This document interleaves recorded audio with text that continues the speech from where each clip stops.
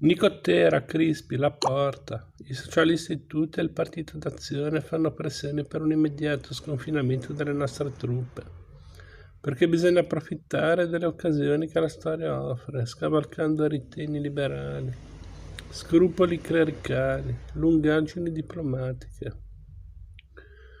Ma il ministero Lanza Sala non vuole entrare con la violenza in un suo territorio.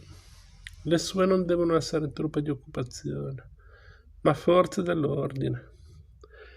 Noi dovevamo entrare in Roma non in virtù della forza, ma del diritto nazionale. Inoltre l'opinione del 10 settembre portava: non dimentichiamo che se lo Stato romano è il territorio italiano e se Roma deve essere la capitale d'Italia, viene allo Stato romano un governo di fatto.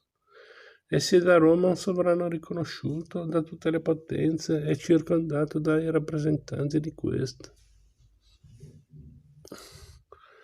Si verificavano tuttavia ora quelle circostanze che la saggezza della Marmora aveva previste come possibili, quando aveva voluto che fossero contemplate certe riserve in quel tal documento segreto, e cioè che le aspirazioni di un paese sono un fatto che appartiene alla coscienza nazionale, che non può divenire argomento di discussione fra due governi.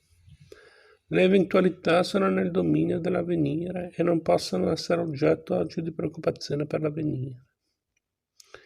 Ultimo tentativo pacifico esperito fu una lettera al Santo Padre recata dal Conte di San Martino.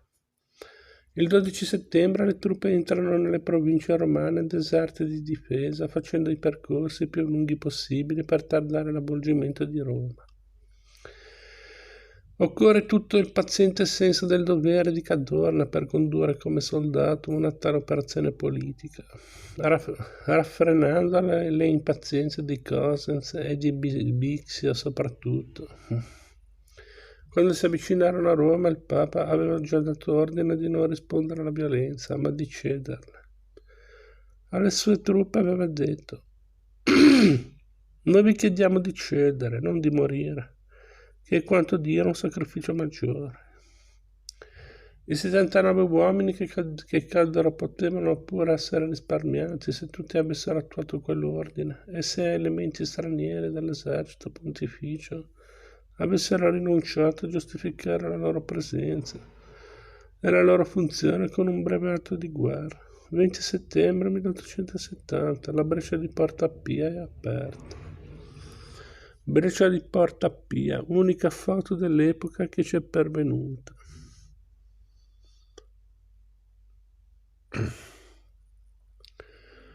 L'ultimo voto del Cavour, che coincideva con quello d'Italia, era esaudito. Il suo cenere poteva ormai riposare in pace. La sua morte era stata per la prima volta dopo tanti secoli un dolore italiano, veramente nazionale. Cavour era stato l'unità vivente della rivoluzione, organizzando nella realtà immortale della propria opera i risultati di tutte le iniziative, disse Alfredo Oriani. Ora Roma era capitale, questa era la prima intera gioia nazionale.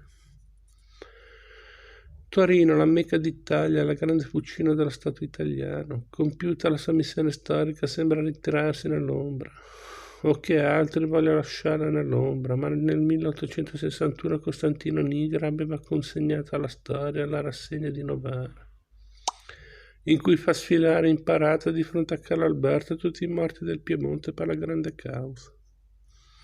Nei suoi caffè sono ora dai protagonisti della storia i pensionati della storia.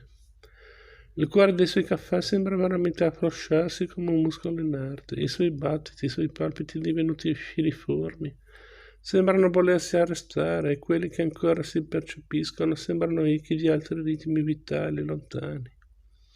Invece sono ritmi nuovi battiti, nuove sequenze di vita che dapprima tenui si sentono scandire sempre più ricchi e pieni. Una terza bandiera sta per tessere il vecchio Piemonte.